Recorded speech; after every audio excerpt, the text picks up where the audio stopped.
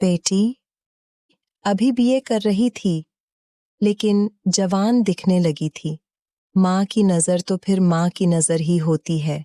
नज़र में छा गई बेटी और दिमाग में छा गई शादी। फिर क्या था?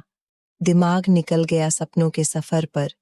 रिश्ता कभी गहने, देवर कभी बहने, लेडीज संगीत, वरमाला के गीत, न जाने क्या क्या। माँ ने पिता से बात की। दोनों की बातें बेटी ने सुन ली।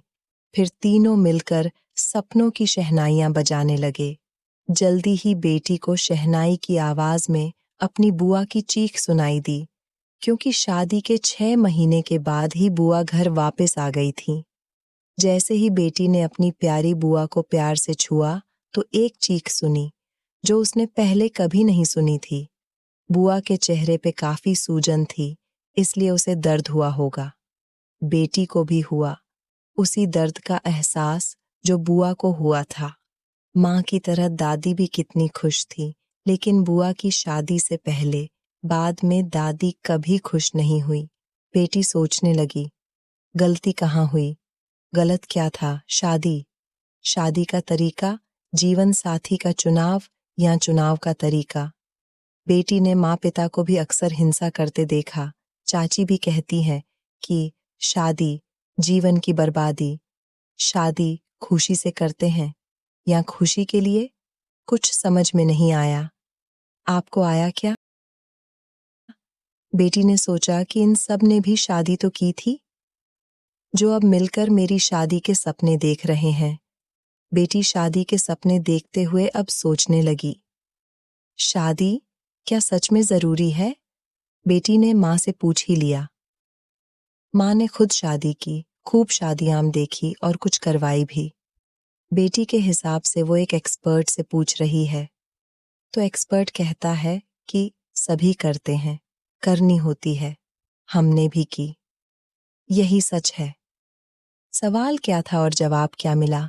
सभी करते हैं, करनी होती है, हमने भी की। यही सच है। ये कहने से क्या काम चल जाएगा? बेटी सोचने लगी। पिता भी सपनों से बाहर आए।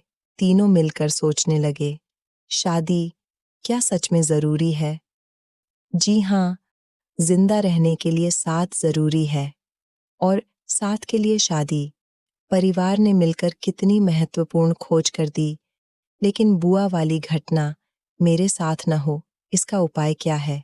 क्या हैं सावधानियां जिन्हें ध्यान में रखना चाहिए? पूरी जिंदगी का सवाल है भाई। चारों तरफ घरेलू हिंसा हो, तलाकों की गिनती आसमान छूने लगी हो। इतना तो सोचना बनता ही है। जीवन साथी चुनने के पुराने सभी मापदंड जब काम के न रहें, इतना तो सोचना बनता ही है कि वो क्या है जो काम आ सकता है।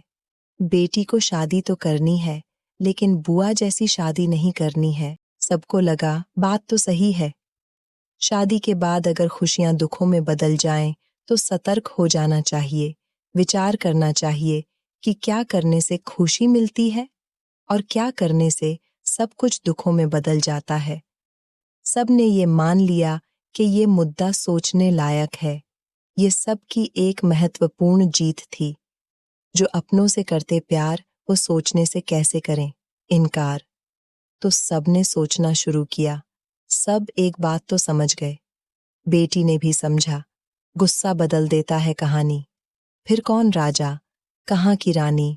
गुस्सा मेरी जान है, गुस्सा ही महान है, गुस्सा मेरी शान है। जिसे आ जाए वो शैतान है। सभी ने मान तो लिया कि गुस्सा घर बर्बाद कर देता है, पर सवाल अभी भी वही है। कैसे चेक करें कि होने वाला जीवन साथी गुस्सा रहित है? इससे भी कीमती बात यह है कि क्या बेटी खुद गुस्सा फ्री है?